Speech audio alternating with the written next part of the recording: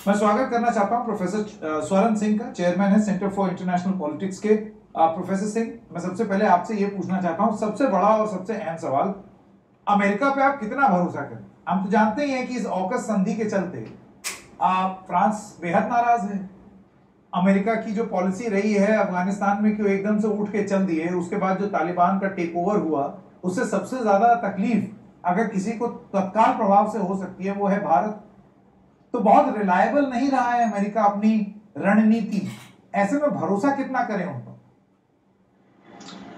संकेत, सभी राष्ट्र अपने ही राष्ट्रहित को साधने में लगे हुए हैं। देखने की बात यह होती है कि किसी के अपने राष्ट्रहित को साधने में दूसरा राष्ट्र कितना उसका सहायक हो सकता है, कितना बड़ा हिस्सेदार हो सकता है। तो इसमें दो राय नहीं कि चाहे चीन हो, अफगानिस्तान हो, पाकिस्तान हो, भारत पड़ोस में है, उलझी हुई सीमाएं हैं, युद्ध का इतिहास है। तो सीधा जो प्रहार है वो भारत पर हुआ भी है और हो भी सकता है। पर आज मुझे लगता है जो देखने की बात है वो ये कि अमेरिका धीरे धीरे ये समझने लगा है कि भारत उसका सबसे एक निर्भर होने वाला हिस्सेदार बन सकता है उसकी जो विश्व स्तर पर चुनौतियां हैं। और उसमें आतंक की चुनौती अकेली चुनौती नहीं है अमेरिका के लिए, उसके लिए आज ये महामारी की चुनौती है, जलवायु पर्यावरण को लेकर, क्लाइमेट चेंज को लेकर चुनौती है, उसको अपना जो व्यापार है उसको चलाने की जरूरत है, बढ़ाने की जरूरत है, तकनीक को हस्तांतरण दूसरे देशों तक पहुंचाने की जरूरत है।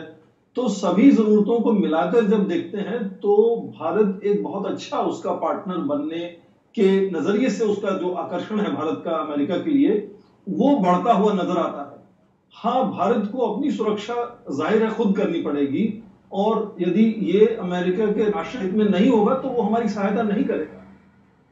पर देखने की बात यह है कि पिछले 10 या 20 सालों में आप यदि देखते हैं किस तरह से पूरी तरह से परिवर्तन आया है भारत और अमेरिका के संबंधों में, उससे तकनीक की कितनी हस्तांतरण हुआ है भारत में, चाहे वो क्रिटिकल टेक्नोलॉजीज की बात करें या फिर वो इवन रक्षा तकनीक की भी बात कर सकते हैं, उसमें रक्षा उपकरणों की बात कर सकते हैं।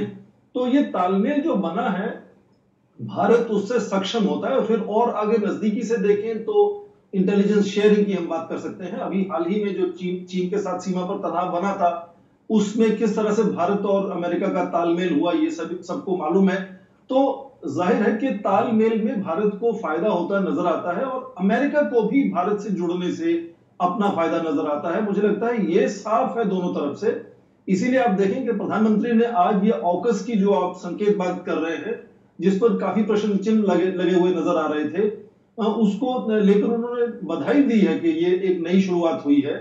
और काफी लोग ये कह रहे हैं कि उसके आने से क्या ये क्वाड पर कुछ नकारात्मक असर हो सकता है। वो ये तय करेगा कि इन चारों देशों का आपस में कितना अच्छा तालमेल बना रहता है और क्या वो ऑकस को एक उससे जुड़कर अपना प्रभाव बढ़ाने की कोशिश करेंगे या फिर वो उसके मुकाबले में अपने आप को खड़ा होते देखते हैं। तो इसी परिप्रेक्ष्य में आप देखें कि छोटी सी बात जो अभी पनडुब्बियों की तकनीक जो ऑस्ट्रेलिया को जाने वाली है उसको लेकर बहुत बात हो रही है। पर पिछले 10 साल में भारत में भी जो तकनीक का हस्तांतरण अमेरिका से हो रहा है, जो 3 फाउंडेशनल एग्रीमेंट हमने साइन की है अमेरिका के साथ, तो भारत के साथ तकनीक का, टेक्नोलॉजी ट्रांसफर का रुझान भी बदला है। तो धीरे धीरे आपसी जो निर्भरता है दोनों देशों की वो मजबूत होती हुई नजर आती है और उस पर जोर देना चाहिए, ना कि यह कि अमेरिका हमारी चुनौतियों को आकर हमारे लिए लड़ेगा। ऐसा नहीं होना।